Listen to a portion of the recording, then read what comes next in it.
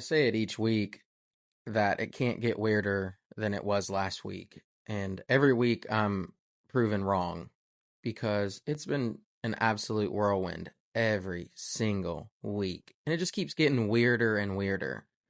We've seen underperforming teams, overperforming teams, teams selling at the last minute, players not look, they don't look right. So, I mean, this week we had several overachievers, several underachievers. Week 5 did not disappoint. However, there were just a lot of head scratchers from coaches. Today we see Jets Robert Saleh fired. Not only fired, but they had security escort him out the building. I'm just trying to wrap my mind around. You hire a coach, you bring in Aaron Rodgers, he gets hurt. They work really well with Wilson. It seems like he's trying to get Garrett Wilson to a place where he's a stud, and there really doesn't seem to be much wrong. And then they just ship him on out, have him escorted out of the building with security. I just, it's mind blowing. It's mind blowing. It doesn't even feel like he's had that much time or that any of these losses are his fault. I mean, it was a terrible game, absolutely atrocious game. But I didn't think it was on Salah. When I watched the game, obviously it was a super early game, so I'm not sitting there paying the utmost attention to it at 2:30 in the morning. But when you watch the game, Aaron Rodgers just looked out of sync. Garrett Wilson didn't look like they were on the same page. Even the defense, who's been really dominant, gave up a lot of points. And you're kind of sitting there with your hands in the air going, what's the problem here? And then to learn today that it was Salah, like that was the problem. I'm trying to wrap my head around it still. I'm sure we'll find out more information as things come to light and come out, but that's, to me, has been one of the biggest head scratchers. Robert Saleh was the problem. I don't know. Don't ask me. I don't know anything, apparently, because it just looked as if they were looking for someone to blame, the scapegoat, and it was almost like he was the easy target. But I mean, whatever floats your boat there, I guess. Salah's out.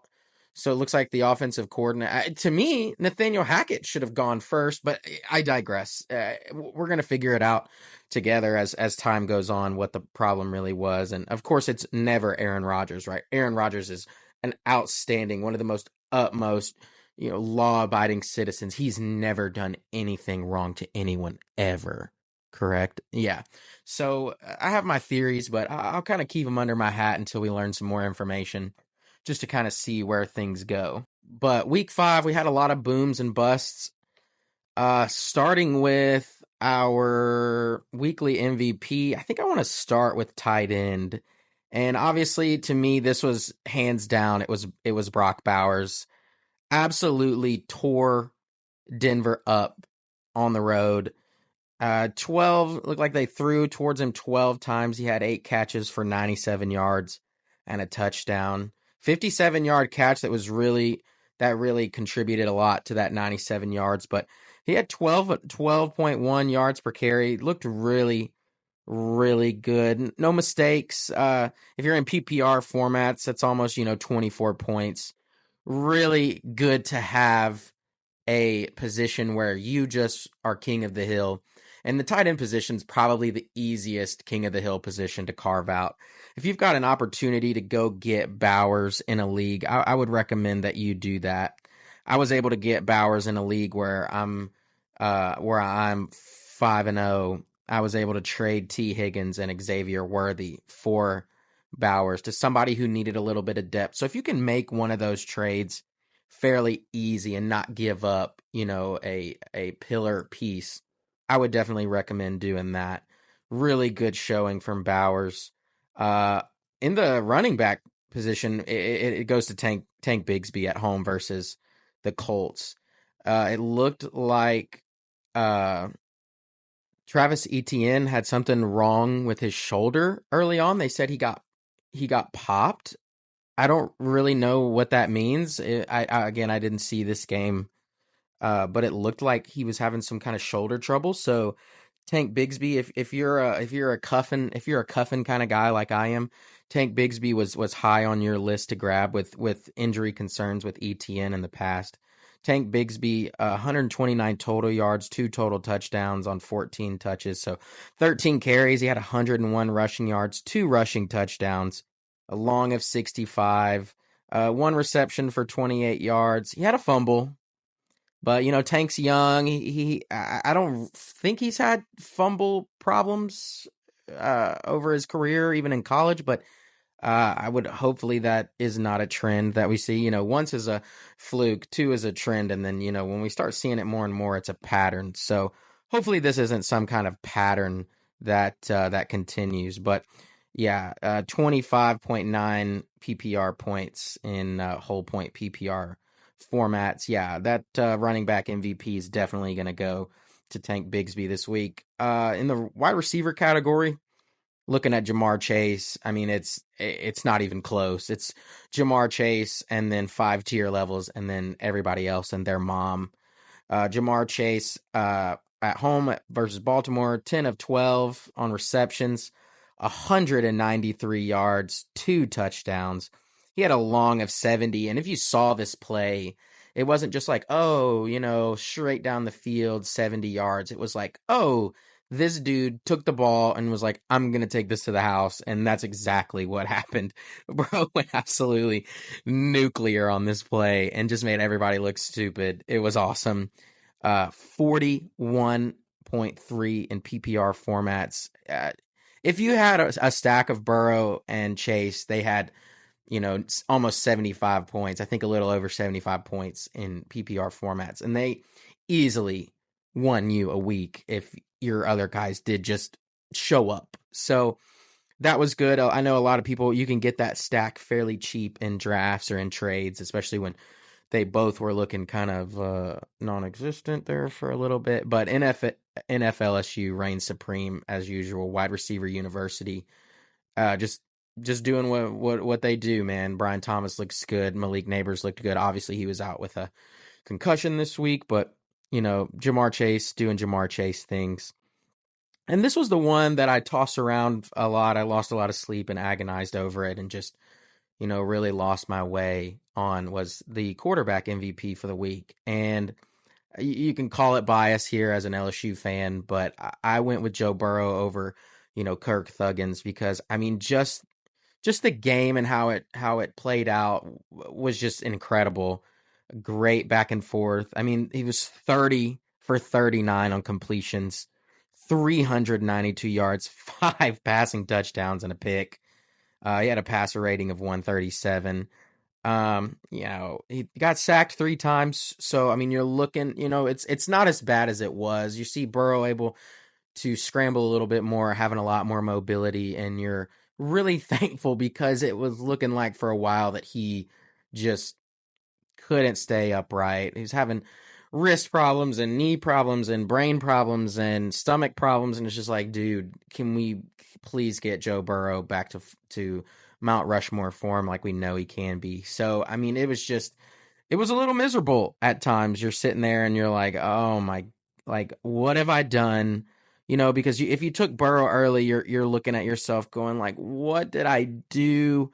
Like I ruined it. Like it's over. The sky is falling those first couple of weeks, and you hate yourself. You're like, I can't believe that I did this. So he had, almost 40 in whole point PPR leagues with 5-point passing touchdowns, 4-point passing touchdowns. I believe he was a little bit closer to 35 points. But I mean, just an all around great showing from Joe Burrow and for our quarterback weekly MVP. Our overachiever for week 5 is, drumroll please, Darnell Mooney. And what a great game Darnell Mooney had. And it's one of those guys where you don't hear his name very often. He's kind of a in the trenches kind of guy, but man, week 2, he had 17, almost 18. Week 3, he had 15, almost 15 fantasy points. And then week 5 was projected, a little bit over 10. It was 10.05 and finished with 31 and a half fantasy points, 9 receptions for 105 yards, 2 receiving touchdowns. The man just looked otherworldly for somebody who we don't and haven't seen this kind of production out of. And a lot of people were, I wouldn't say a lot. I would say he got a good amount of start percentage last week because, there were a lot of people that were that were going down. I lost Rice. A lot of people are out. Puka, Cup. And you're looking at that waiver wire like, man, is like Mooney the guy, especially on Thursday night. They've not had a whole lot of rest. He was started in a little like 50% of leagues, I think it was. 94% roster rate. Yeah, this week's overachiever's got to be Darnell Mooney. And it's not close. 31 and a half fantasy points in PPR leagues. Just good for you, man. Hats off to you. This is your 4th year in the league, 5th year in the league, and give it up for him. The man came out, he understood the assignment, really made Kirk Cousins look, and obviously tongue cheek here, made Kirk Cousins look really good, look like prime Kirk. But not for nothing. Kirk had a great game, looked like, the old Kirk that we're used to seeing. Obviously an honorable mention here for the quarterback MVP. And again, I'm going to get a lot of hate for choosing, my biased LSU guy over Kirk, but 509 passing yards, 4 passing touchdowns, and 1 pick. Just looked like prime Kirk here. That we haven't really seen, a whole lot of this year. So, just good for you, Kirk. We've missed you. We've missed you, buddy. We're glad you're back because things were looking a little bleak there for a while. It's kind of the same situation as Burrow. You're looking at the guy that you drafted and you're like, oh man, you're looking at 9.2 week 1. You're looking at, you're like, oh, okay, week 2 against the Eagles, on the road, 20 fantasy points. Then you're like at home versus Casey, you're like 13, and then the Saints, you're like 8.5, and you're like, what is going on, Kirk?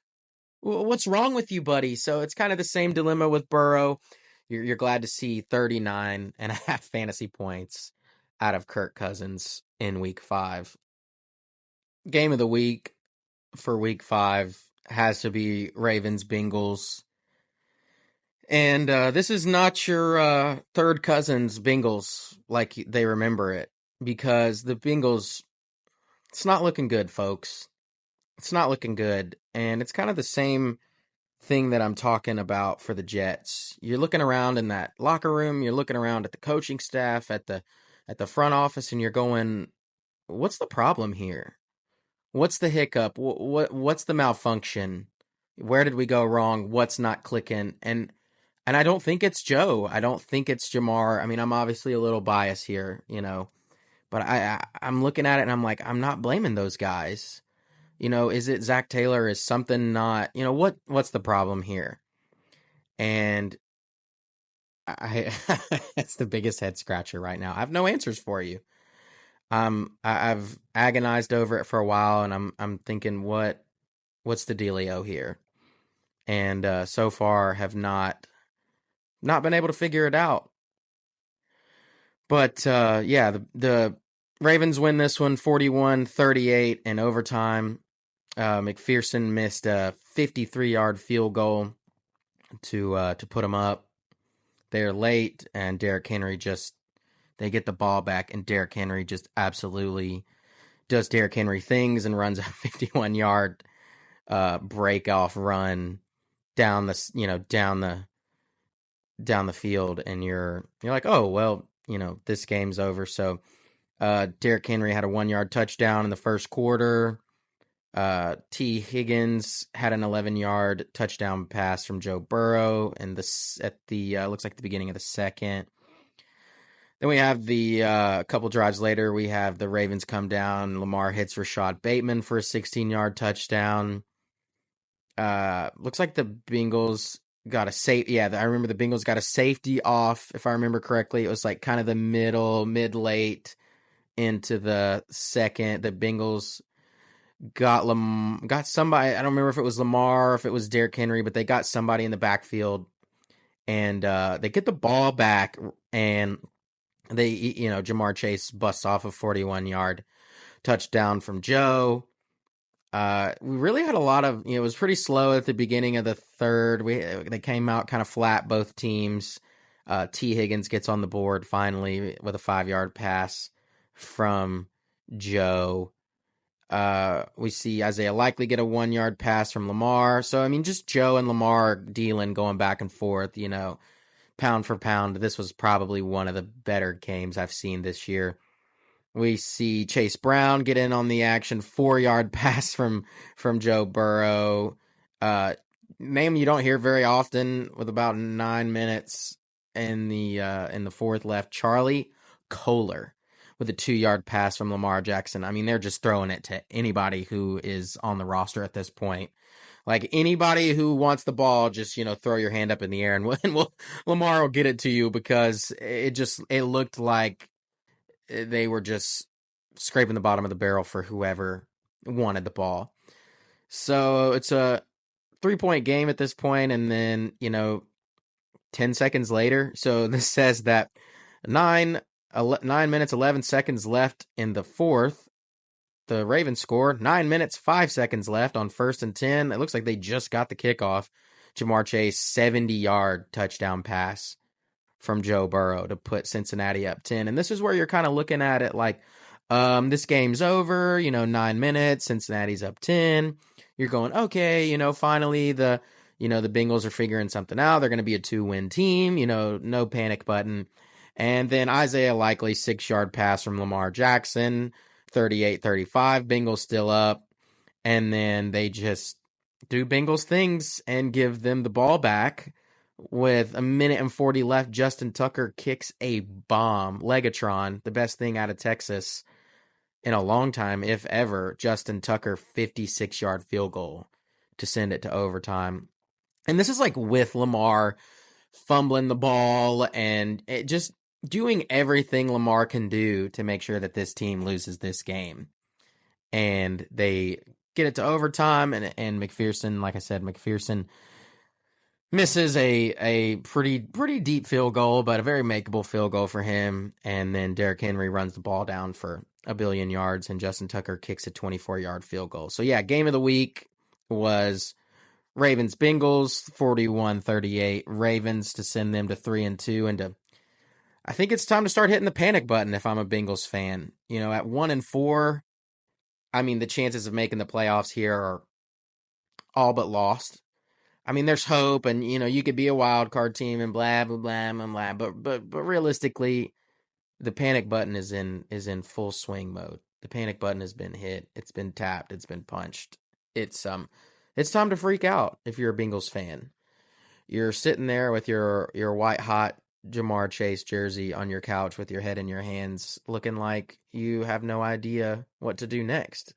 And I imagine that front office feels the exact same way. They have no idea what to do, because you have a great team. You don't have a bunch of bums.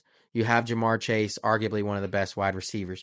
You have T. Higgins, who is probably the best wide receiver too in the league. Like he's a wide receiver 1 on half the teams in the NFL. And you're looking at it like, what's the problem, guys? What's the dealio? And I've got, I don't know what to say, because it's so mind-blowing that this team is 1-4 and lost some really close games, but also played some really poopy games. So you're sitting here and you're wondering, is it time to abandon all hope and hit the panic button? And the answer is yes. You should be very worried if you are a Bengals fan. Looking ahead at week 6, a lot of starts of the week for me. Obviously, you get Amon-Ra back off of a bye.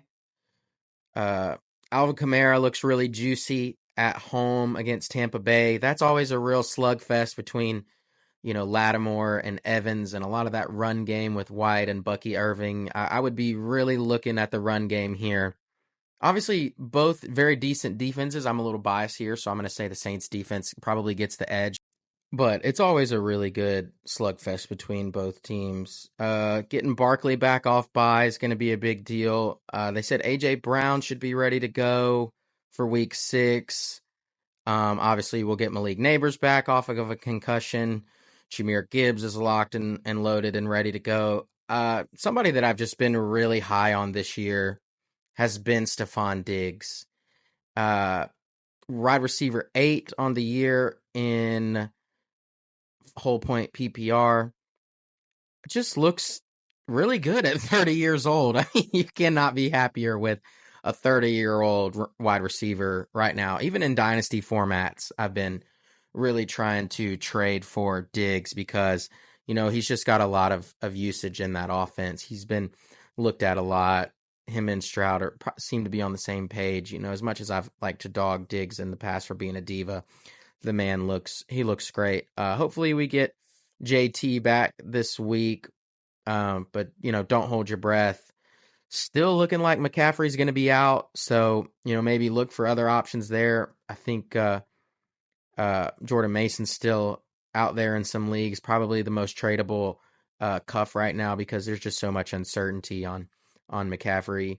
Nico Collins still looking rough. Devonta Smith hopefully can come back from a concussion. A lot of concussions this year. I mean, we've seen Tua, Mr. Brain Damage out there, looking like he has no idea where he's at. Devontae Adams, still a lot of just uncertainty out there with him. Am I trading for or trading away Devontae? The answer is yes. It's both. Like, if I'm a Devontae owner, I'm definitely very optimistic about where he goes. With Carr out right now, a little less. With Robert Saleh gone, obviously a little less. So that makes things a little hairy, especially for Devontae markets. But if I'm a Devontae owner, I'm definitely not waiting and seeing. I'm trying to cash out now. I'm trying to get something for nothing at this point because it's a little bit of a scary situation, especially if he's not going to be used. If Aiden O'Connell's the quarterback, if Minshew's the quarterback, there's really no winner there. So I'm kind of monitoring the situation closely, but I'm ready to hit accept at any moment. When a decent, not even good, I'm not even looking for a good trade, just looking for a decent trade. In dynasty formats, it's sink the ship. Like, it's get out now. The water's coming in. The bailing buckets aren't working. There's no plug in the hole. Like, look, get out now. Get your life vest. Get the lifeboats. Like, get out while you still can. Because the value on Devontae Adams is just plummeting. You could probably pull him for a second and a third right now, or possibly even a second. If you're real lucky, if you've got some league mates that are, rebuilding a little bit, and Devontae Adams is 31, maybe come at it from a angle of like, this dude's it's looking rough and he's getting old. So definitely all in and also all out on Devontae. But if you've lost guys like Rice, if you've lost guys like Cooper Kupp, and if you're missing Puka in your lineup, definitely Devontae is probably a cheap option there. But yeah, that's kind of just a weird week 5, and I say it every week. It can't get much weirder, and then I turn the TV on Sundays and Thursdays and Mondays. Ugh, can't get enough football, but it just gets weirder. And I'm here for it. I'm here for all of it. And I'm excited for week 6. Y'all take it easy.